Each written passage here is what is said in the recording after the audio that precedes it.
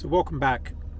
It's a brief video to walk you through how to fix your driver's side heated seat. I mentioned this on previous videos that I've had problems with it not heating. So the symptoms are you turn on your heated seat, doesn't matter whether you go to 2 or 3 red lights, and you don't get any heat. And that is because in most cases it's the seat back, the corrugation on it has broken. Now what that looks like is, this is the one that I have taken out.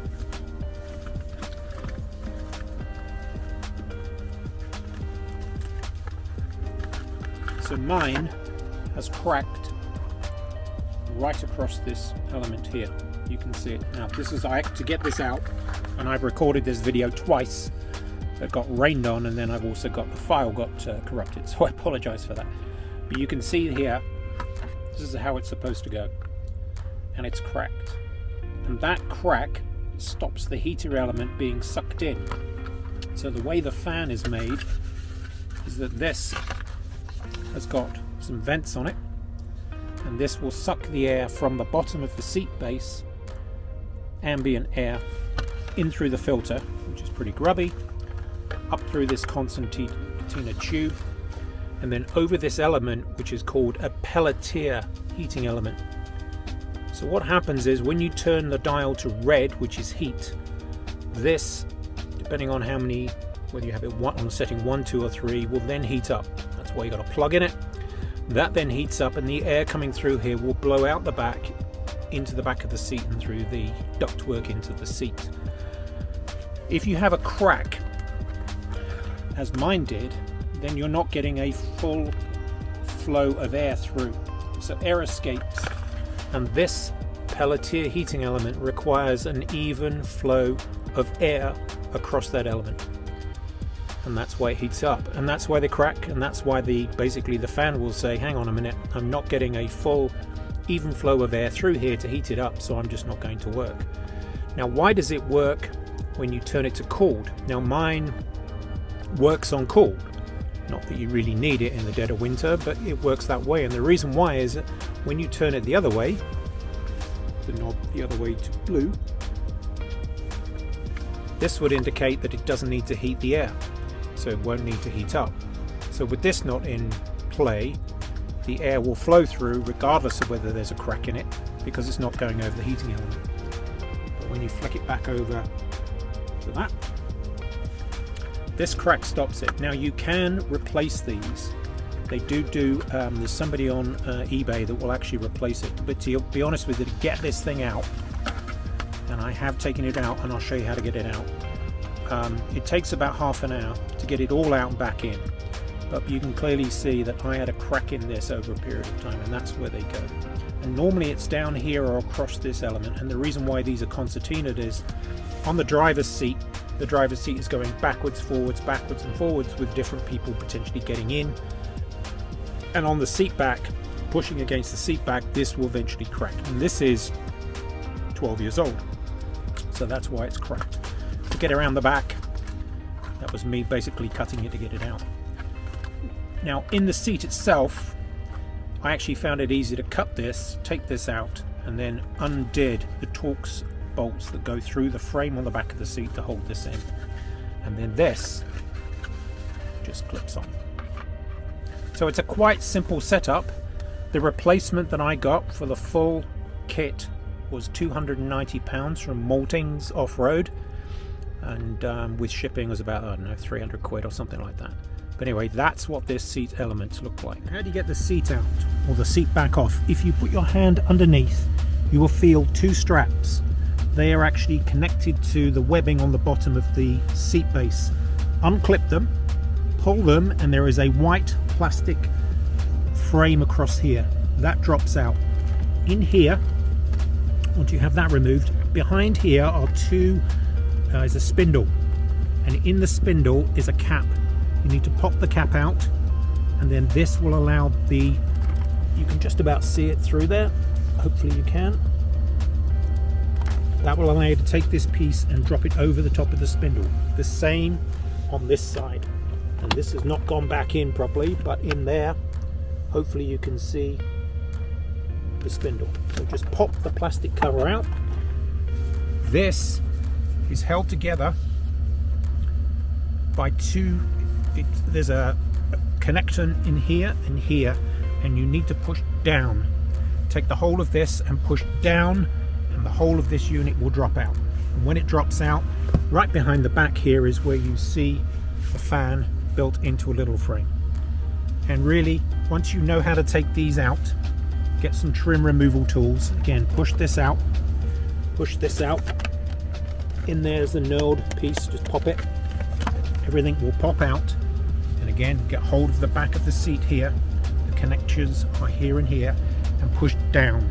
Once you push down, the whole of the back will just drop out. And then fitting it is reverse procedure. And like me, make sure you take your maps out before you do it. It makes life a heck of a lot easier. Okay, so now it's all working. I've got heat on my seat back. I'm not sure whether the base has gone as well, because I'm not feeling any heat coming through to the seat base. I can definitely feel it on my back. It is toasty warm, but the seat base itself doesn't appear to be kicking anything in, and I believe that I might have a problem with the heater fan on the seat base. But halfway there, seat back working, seat base doesn't appear to be working, and I don't know if it's off the same fan. I believe there's a secondary fan in the seat base, but that is a seat out, which I don't particularly want to do at this point in time. But anyway, this has fixed the problem. I've got nice warm back. I can feel the air coming through. It's very hot, especially on its third setting, which is nice.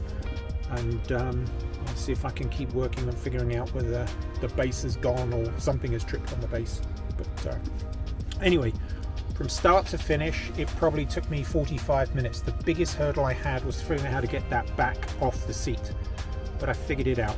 Hand up underneath, pull the two clips away from the webbing. There's a white metal bar that goes over. Everything will drop down. Once you get that off, you can see it quite easy. Pull the side clips off, pull the little knurled nuts on the splines off. The whole of the back, you can prise it open. It's quite strong plastic. And then straight down on the back, and the back will come off. And then it will get access to all of this. You will see it just sitting there, clipped in. Now, a couple of tips for you in getting this out. This was a bastard to get released, and even though you press it down on the clip, I had to put a screwdriver in to release it. The other thing to note is, and that's why I put this white cloth down, is you can see this hole here and here. The seat fan pushes in to these clips. There are two clips that hold it in place, and it joins up with a rubber vent in the back of the seat. So clearly the air's coming in over the heating element and out through here. But these two holes here, you might be able to see them here and here, will line up with some tabs on the back of the seat. So to get it off, push the tabs in, pull the whole thing out. To get it back in, push the tabs in, push it, it will click, you'll be good to go. Now, because this is broken, the way I figured out how to get it in is push from the top, push it all the way down, and then make sure these three holes here line up with, there's a metal frame in there, and that's where you put these Torx bolts in. I'm not sure what they are. They're not very big. They might be a T30. They're not very big, but you can just basically screw those back in. You can see how dirty that is. That's 11 years of grime and filth in the cabin that has been funneled in through that vent. So anyway, I hope that was useful. Start to finish, a couple of minutes, 45 minutes, should be good to go. Once you get the seat back off, it becomes self-explanatory how to do this. So I'm now sitting here with a very nice warm backside. Thanks for watching. See you on the next one.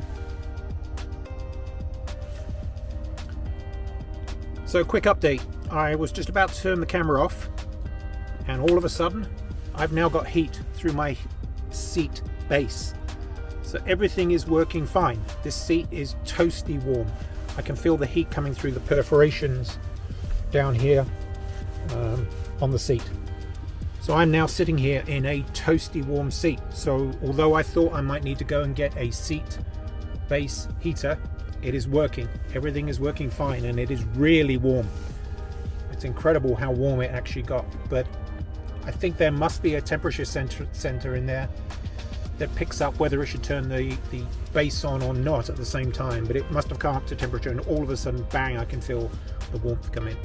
So I don't need to go and get a seat base heater because everything works. Cheers.